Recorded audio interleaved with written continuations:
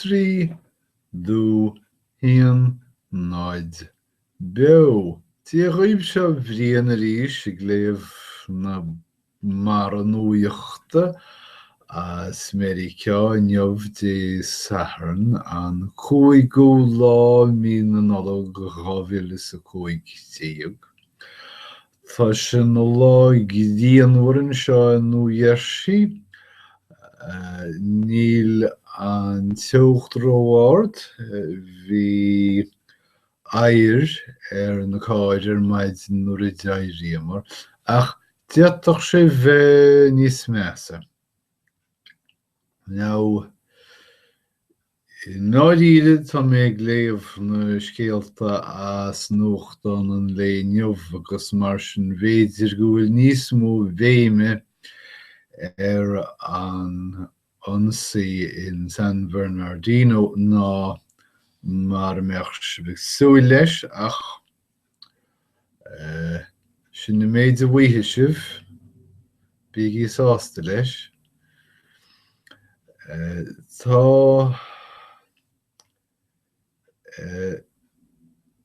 Tá clúdach a New York Times beag gan íon trúbhéalach. Tá sé beag gan íon mar an ggéanna leis an New York Times rá bhliain ó shin, má sé rá bhliain ó shin. An trá seo nuair a thuispáin sé pictiúirí na báistí Marva ó Sandy Hook. Sa chás seo is pictiúirí na líne fásta Marva ón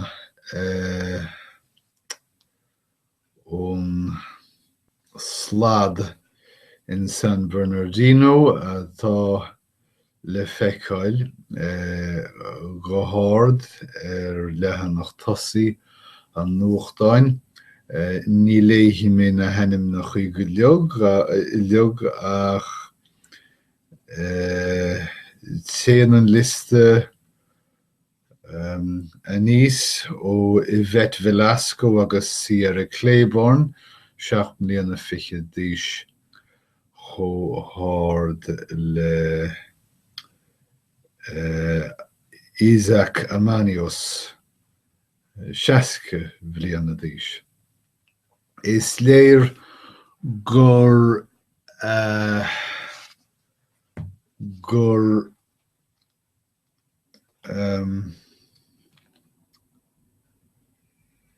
me leiscéilnis gan idirhealú sin focail atá bhain go nearna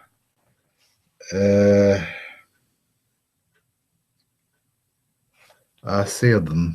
Diaach mé an terma a séadan úsáid freisin ach cibé. Is léir gur lámhachaí Syed Rizwan Farouk agus Van Chéile Tashfin Malik daoine gan idirhealú. An rud is meas faoin ionsaí seo go léir ná gur bhíd seo a go oibrithe. Ní léir, níl sé soléir go raibh aon ainas idir Farouk agus a chomhoibrithe agus is léir go raibh an cúpla ar a laghad ag chur craiceann an tíl normálta orthu féin. Mar shampla nuair a bhí nuair a deire Tashfin torach chláir siad le targat agus dabhraidh siad na gná rudaí a mbeidh ag súil leis. Níl sé soiléir an éachar cén sort síocháis a bhí ar siúls na chloigneacha seo. Cheachada siad a báiste, bhí leanamh acu ag gaolta ar maidin agus chuaigh siad go dtí an kosher nollag seo áit ar mhaire siad cóibrithe siad fág. Níl sé seo le tuiscint. Cibé tá an fisrúcháin ag leannacht a rai agus tá árasán na berte cuardathe inis ag na pólíní agus fuair na pólíní stoc thiomsú airm san árasán. Bhí stoc thiomsú eile i seileamh na berte nuair a bhhair na pólíní iad.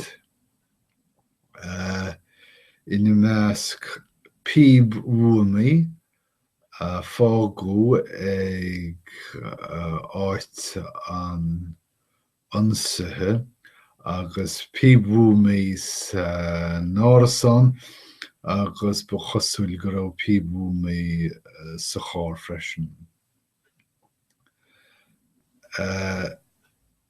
Bhíthe sa ceapan nach raibh anseo ach gná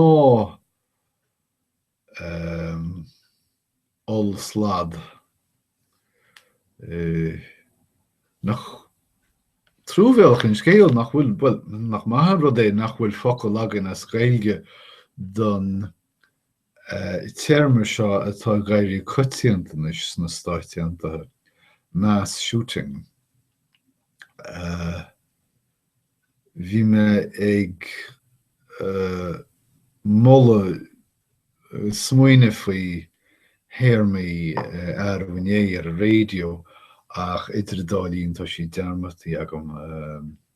Ol scris, ol slab, ach ní é sin an focail atá bhaim gan leisciil tá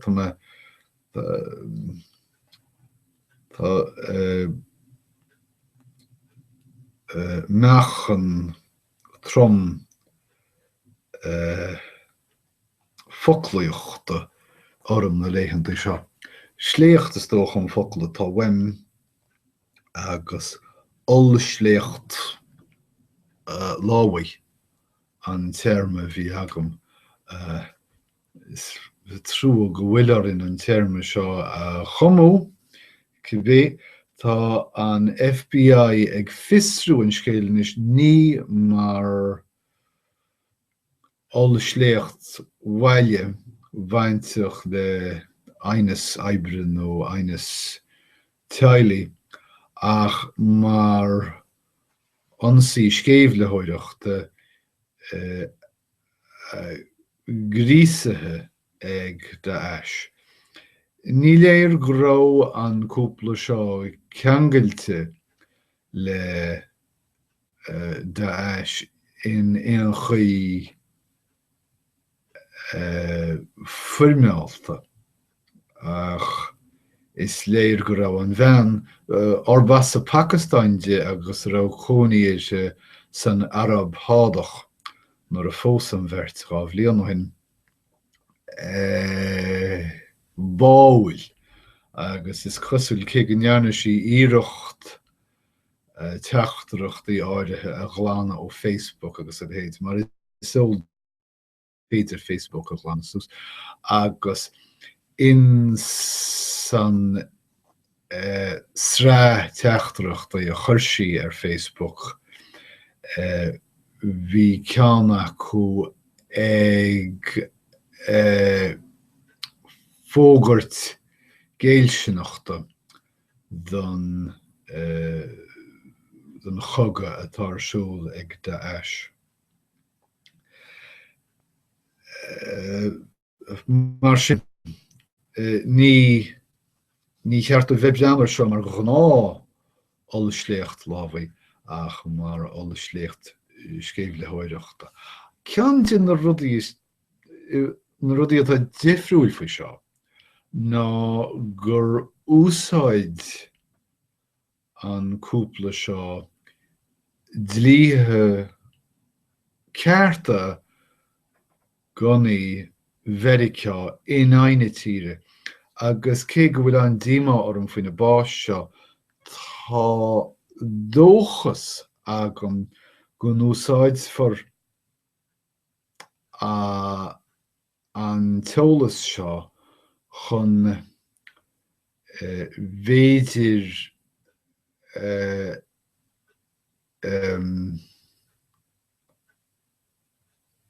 ceart é focail is tá bhain gamileiscéil Tá híl mé gur an focail go léir bhí bhaim lorgatha agam ach sa chás seo níl in aiteacht.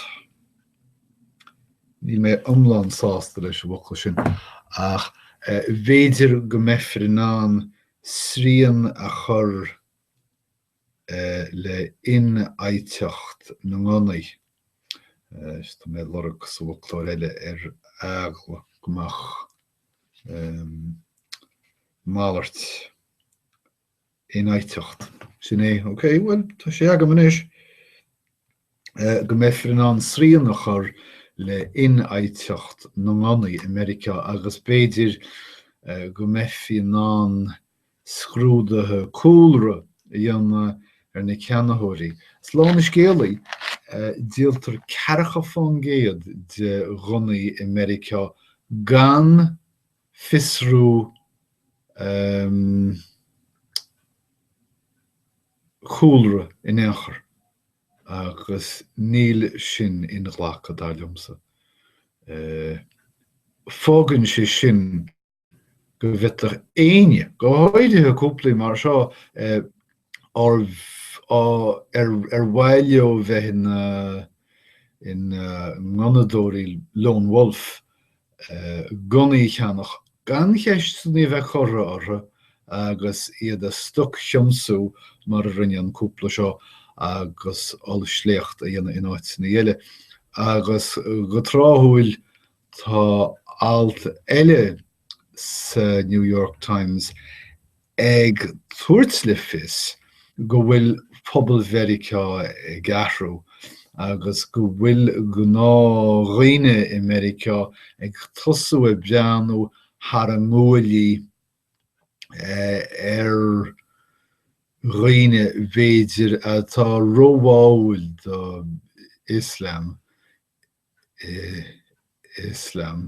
más ceadmhach sin rá agus ag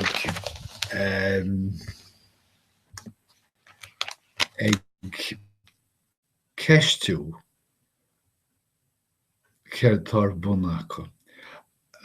Go tobann tá muid i réis in aimsir a darcha go damda nuair a bhí Seapánaí Americánacha á gaitheamh in Campí Gavin margheall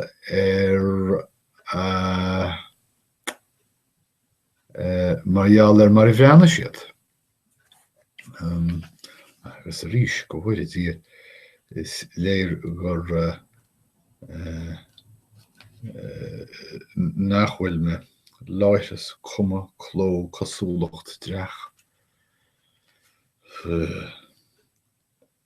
Cuma, margheall ar an cuma bhí orthu.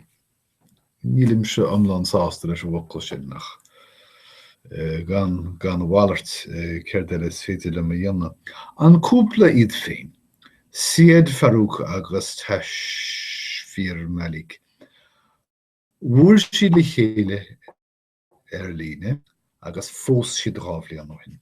Bhí Siad Farouk ag láithreú líne mar agus dá an scéal bhí sé ag lorg ban na suíomhannaí Moslamacha a bháin. Agus cibé láithre sí é féin, chuir sé é féin a láthir mar fear óg deabhóideach. Ag seachainte focail cráifach. Sílim gur fear an focail deabhóideach úsáid mar tugann sé le fios b'éidir go raibh níos mó den chorp istí sa tugra seo ná den anam má higann tú leitime. agus beidir nach chuil sin féráilteach tá sé ráite agam.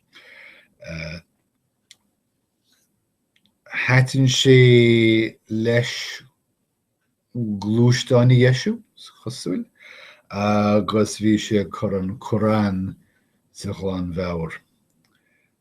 Chláir siad le Target nuair is deir Ms. Malik Torach agus leag siad amach catalóg meanamach míonta ina measc siochan cáir, clúdaoine, táithíní cádáis. Maidir má focail sin táithín.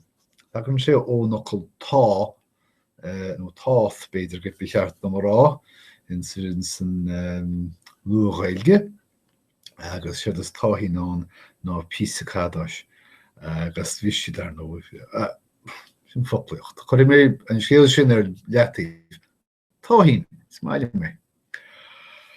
Ach má bhí siad a chur craiceann na normálteachta fómhailtí orthu féin.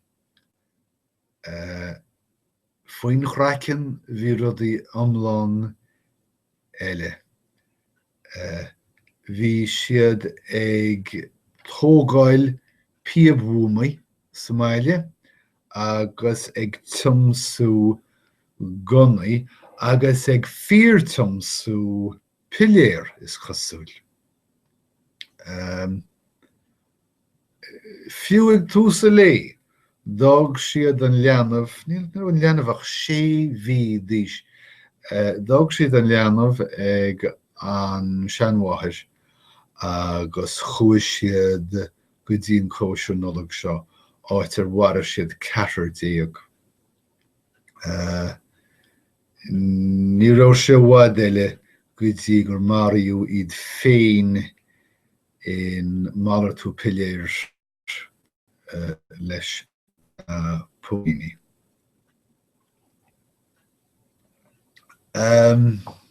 Cúpla maraíthach is é seo, is é iad seo. Níor rana siad gná hargéad, sé sin effigí rialtais nó pólíní nó saidúirí nó siombail ar bé den Stát Americánach. Rinne siad cáirde, rinne siad targéid de cháirde oibre an iris siad Farouk. Rud nach bhfuil le tuiscint agus ar nó tá sicólaíocht cliste tí féirde seo. Sa chuí go mbeidh muid a leog atá tíonfealathe ag Moslamaí ag breanú thar ar ngúlaí as seach.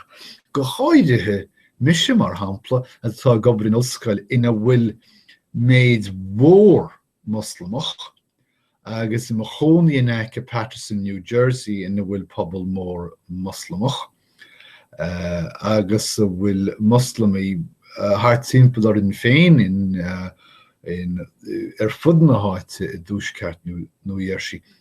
Ba agla agus áras ar a gcuid is mó de Americánaí a bhfuil Moslamaí thart ar banis.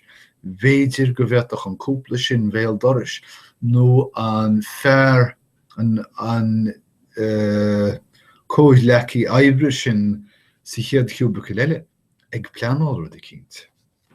Sicólaíocht iontach ar fad. Tá go le fisinné go raibh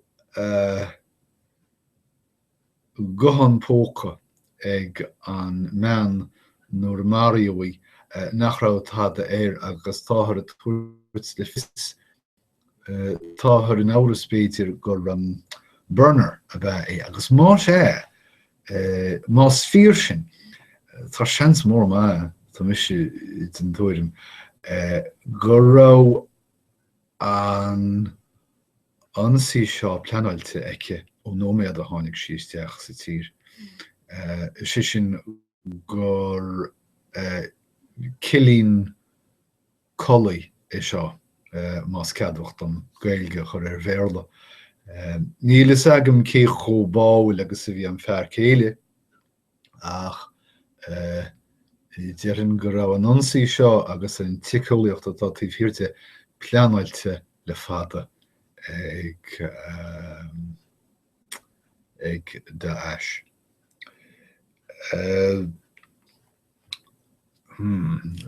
Rís tá méid lorug focail. Tá mé lorug focail an tá mar fadar maid inis agus fearla míad a lorug agus mé caint seachas i do bhargáil a bharcáil agus a lorug níos teannaí mar ní dhéanam mé sin. Ní dhéanaí mé gan mar leisciil.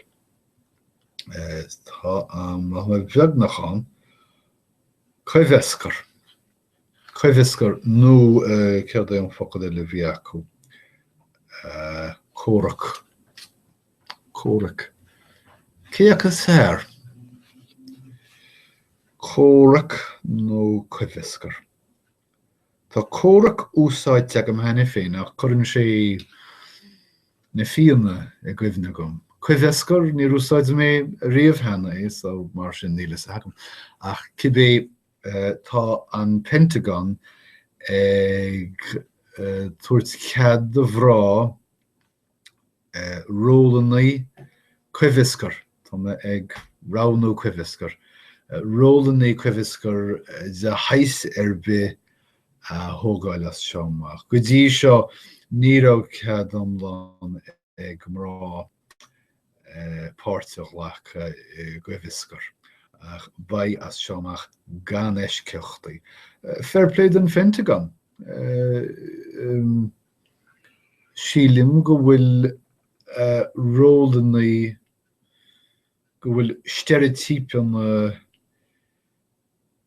cinenne gahrú go handtapaí America agus coimhis cead agus as dá réir.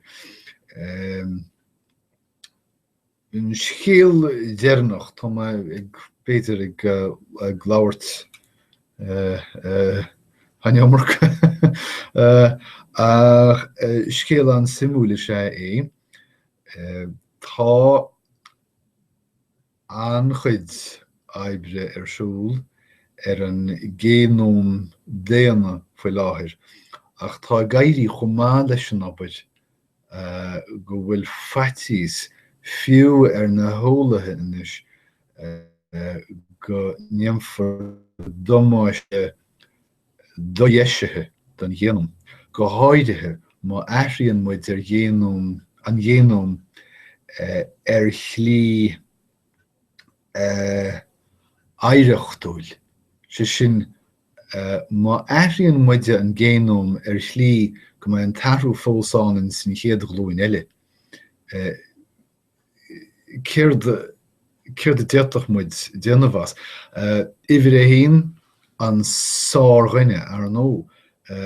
Is cinnte go bhfeitach muid an géanóm a aithriú sách scioppaí chun matáin a láidsrú, beidir an inchin a láidsrú, chomhis céir eile, nó beidir fiú rudaí a lágú, chomhis. Agus tá an géanóm cho inaithrithe inis margheall an dulchan cíine tá déanta agan san neolaíocht. Go bhfuil feitís fiú na hólathe go ndéanam muid domste chomór sin don chinne déana gur cheartúin moratórium a chloíoch agarthóireacht dhéanamh an géanóm. D'águr grúpa ólathe in Washington DC mar sin phobal ólaíochta an dam moratórium a chloíoch aithrithe bith a dhéanamh an géanóm deartach leannacht roiis i chéad glúin eile. Se sin aithrithe éireachtúile.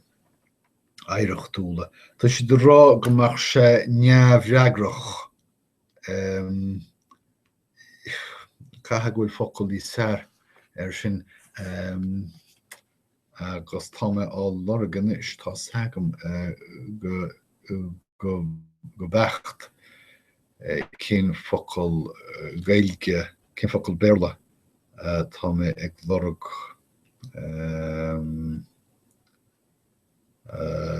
Mergánta? Mergánta. Sílim gur lorg mé an focail sin héna ach is maiile mé agus lorgói mé éon sa bhoclór eile agla go bhfuil le ceannaí sarán agus nach úfásach is scéala go bhfuil me se ag fólam focail mar seo go fóil. Rábach mergánta dúchlánach. Sarlam mergánta sílim chaithim mé breanúisteach a tíh gailgide fechins cin taisteúchan sé feiceach am henne fin. sé ghlaci mé le mergánta sin focail atáhain bheith sé mergánta leanach de ra go dtí gur féidir na príochail a bheasú a bheas i gceart agus tá na príochail seo gairí sách géhaneach inis. Agus gealam libh tá sé ráite agam inis ainneoin an moratórium seo leamfar leis an obair in áitní mar an tín agus go príomháideach in saothirlanna fad an domhan agus déanfar aithrithe a mai féile orin fuha. Caithim mé imeacht bhí mé géire chaint faoi feiliúnacht agus tráthúileacht ach sin méid. Seo daoine tíocht isteach sa teach. So gaim láma a rih go léir agus go dtí chéadú réide